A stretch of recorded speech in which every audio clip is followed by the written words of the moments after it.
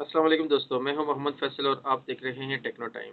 इससे पहले हमने बात की थी कि आप यूट्यूब चैनल के ऊपर वल्गर किस्म का मटेरियल किस तरह ब्लॉक कर सकते हैं, अपने पीसी के ऊपर या अपने ब्राउज़र के ऊपर। अब मैं आपसे बताऊंगा कि आप अपने मोबाइल के ऊपर, एंड्रॉयड मोबाइल के ऊपर आप कैसे यूट्यूब के ऊपर अपना वल्गर किस्म की वीडियोस या इस तरह के कंटेंट को ब्लॉक कर सकते हैं, बच्चों से दूर रख सकते हैं।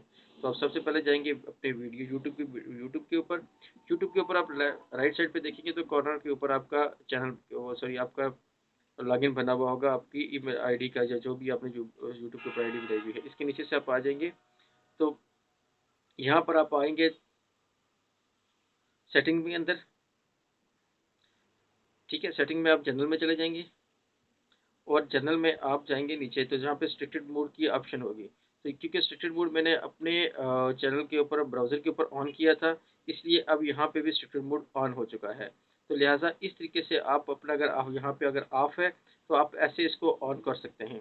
ऐसे आप यूट्यूब के ऊपर वल्गर किस्म का मटेरियल या अनवांटेड कंटेंट जो आप बच्चों को नहीं दिखाना चाह रहे उसे ब्लॉक कर सकते हैं।